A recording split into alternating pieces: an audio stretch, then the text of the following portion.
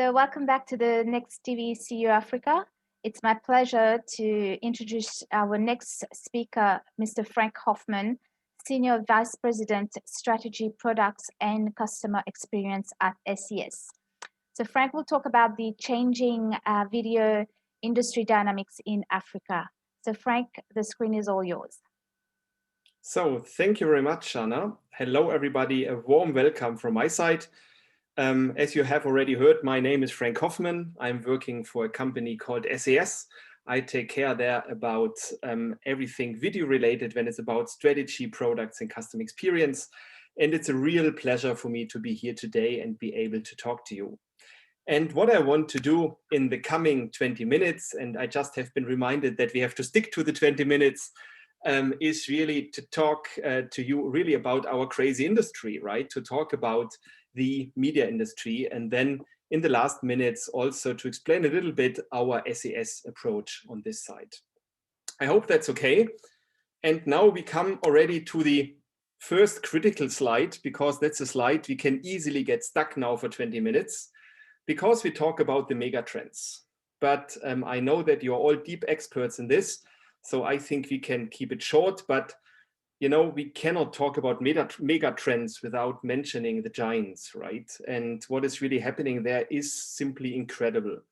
If you look at Netflix, they have now reached the 200 million sub mark, 200 million.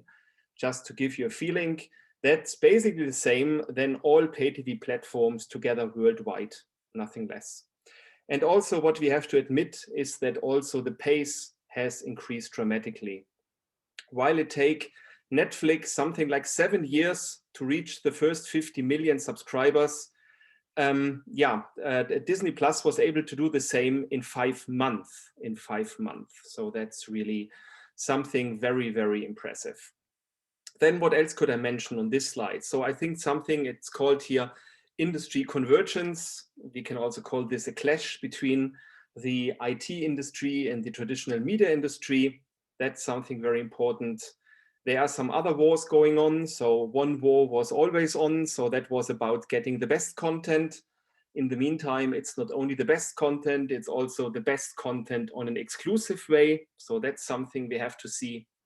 And another thing is also a new, very important currency of success, which is really called customer data, because everyone wants to do more and more customer analytics in order to feed their pipeline for product innovations and also build the basis for new business models, like, for example, with targeted advertisement, etc. What else could we mention? Another thing which is really very important is the technology part. And you see this here represented in topics like the cloud, like artificial intelligence, like 5G. And I always have the impression, while the media industry was basically sleeping from a real innovation perspective the past 15, 20 years, it's now about to really catch up within a very short time frame. So that's really my understanding. And that's all really enough to talk about a real disruption, what is currently happening, and really something I think every one of us is already experiencing here and there. And this really makes the whole thing absolutely exciting.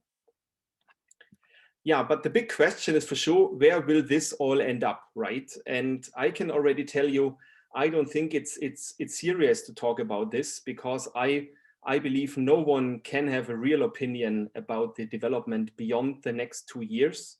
So also I will not do this. What I did instead, I really want to talk about different scenarios. And what I borrowed here is a model which was basically defined by Deloitte.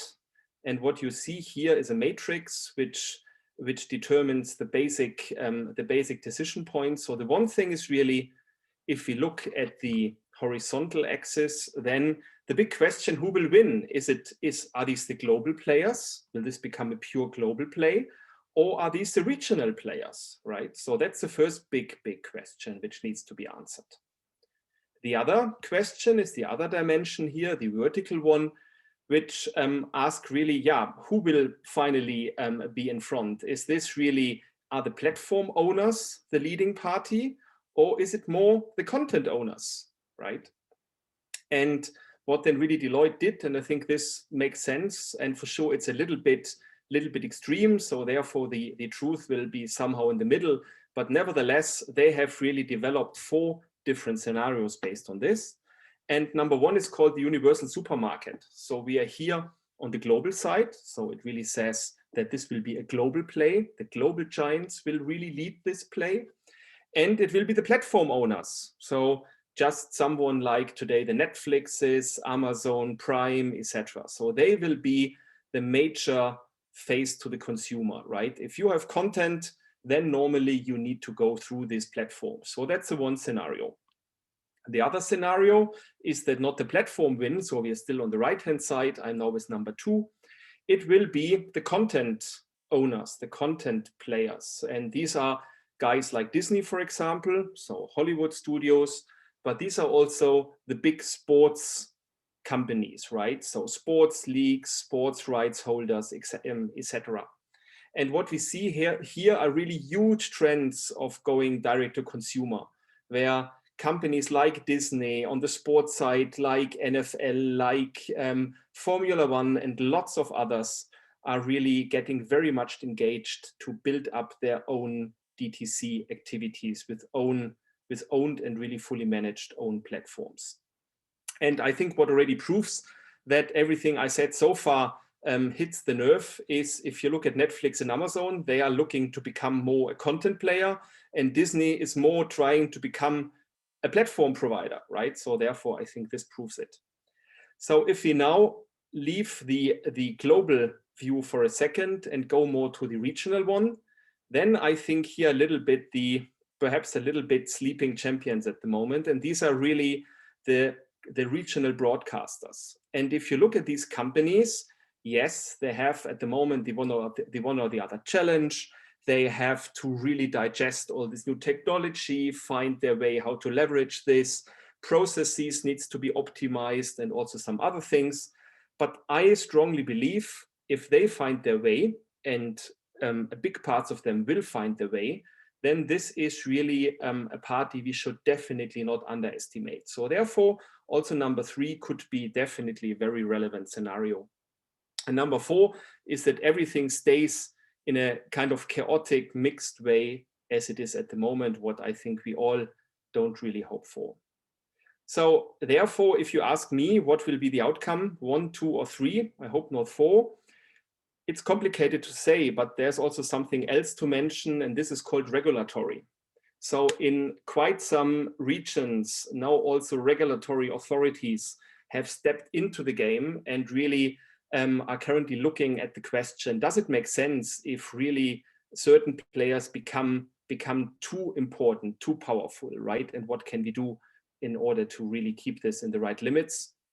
And what I can only tell you, the favorite scenario of this regulatory institutions is definitely number 3. So therefore will be an interesting discussion. If we now go back to the original topic of the megatrends, then we should talk about another recent megatrend. So not a good one, but something we all experienced worldwide. And this is unfortunately a pandemic situation, which is called COVID. And this has for sure accelerated a lot of these trends, right? And we all know this. So what was before really offline is now online. What was more like owned is now shared. Everything is now much more virtual.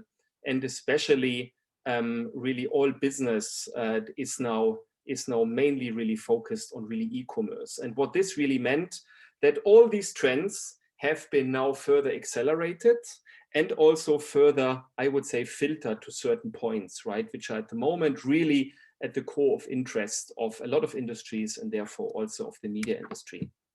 And that's exactly, just to simplify our discussion a little bit, that's also what I did here. I put this kind of filter, and I think we can put the focus here on certain specific points which are now really on top of our mind.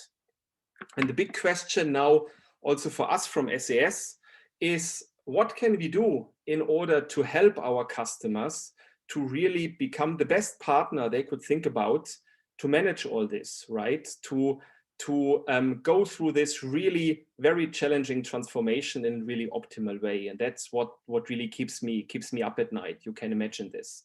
And I would also like to share a little bit our view on this with you. So, and therefore, coming back to this filtered version, I think we could cluster this basically in 3 clusters I would like to talk a little bit about. And these 3 clusters you see here. And perhaps just to go through, let's really get started with the central one, which I really believe is also very important for the current Africa situation. And this is really get the main distribution channel right? Enable that you have a chance to reach all eyeballs you want to reach with the perfect content in perfect quality. And when I talk about perfect quality, this means SD, HD, and later on UHD, and also being able to support all relevant business models today and tomorrow. And this means for me really free to air, this means free to view, and this means at the end also pay TV, right?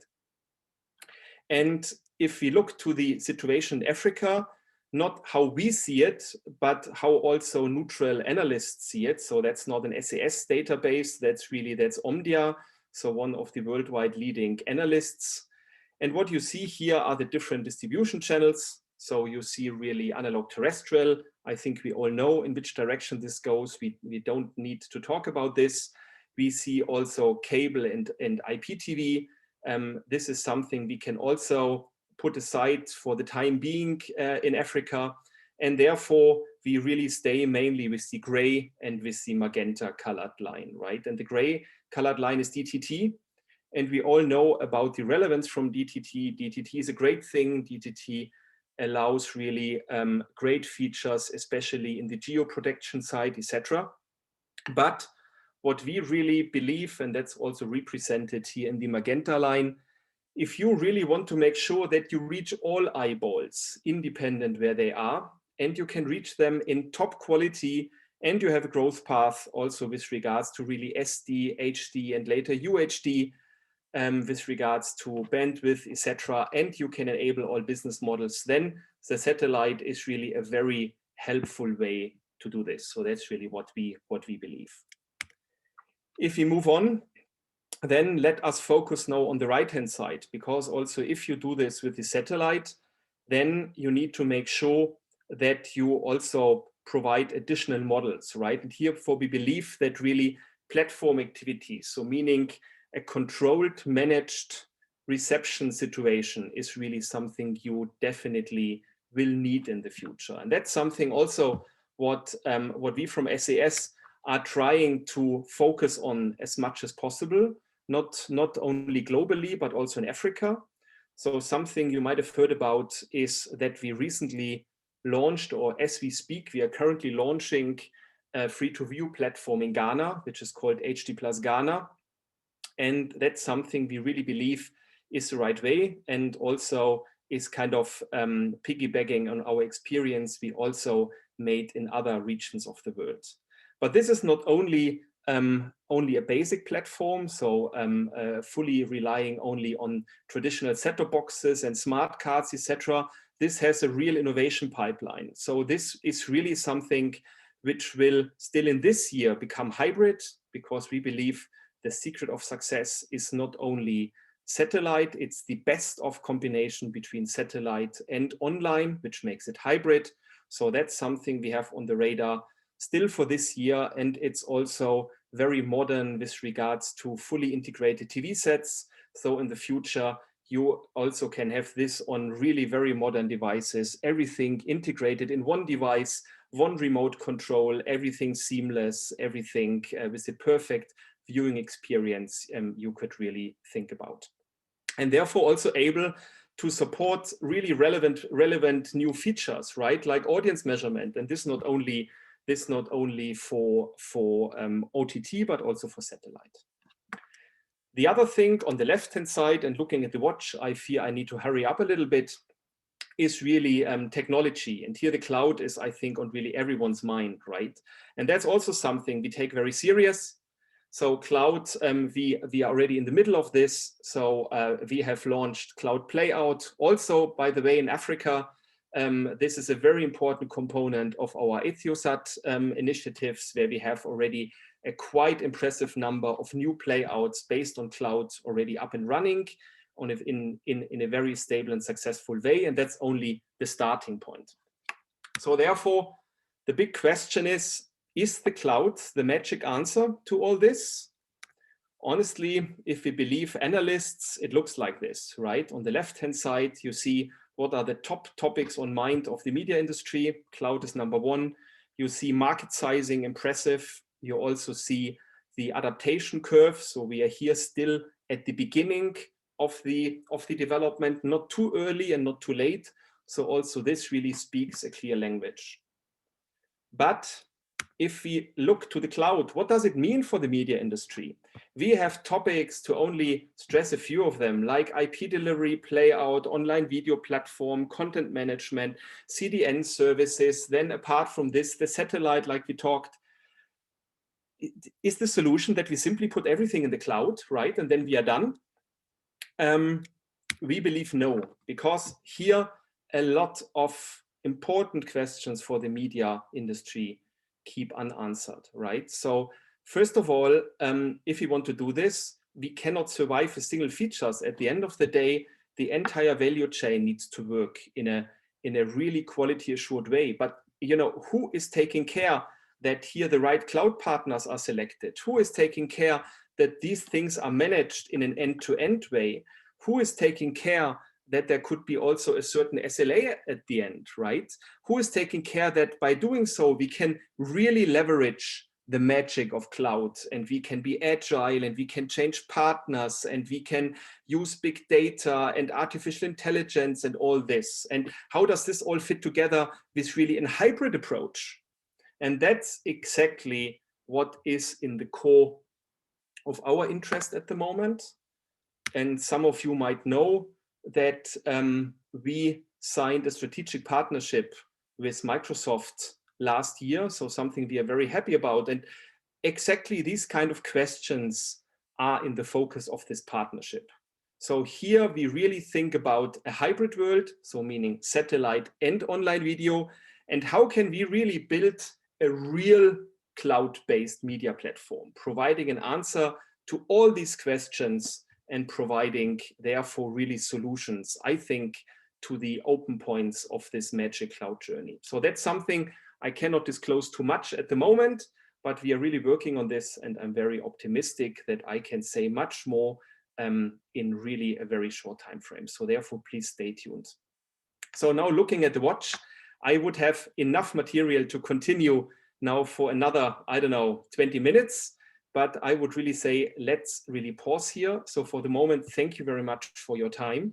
Highly appreciate it. If you have any questions, I'm very happy to answer it. Please use the tool. In the meantime, thanks again. Take care and stay safe. Thank you very much. Thank you very much, Frank. That was very insightful indeed. We appreciate you sharing your thoughts and experience with us today. As Frank mentioned, yes, if you feel free to ask your question in the question box, and the SES team will answer it during the conference. Thank you very much.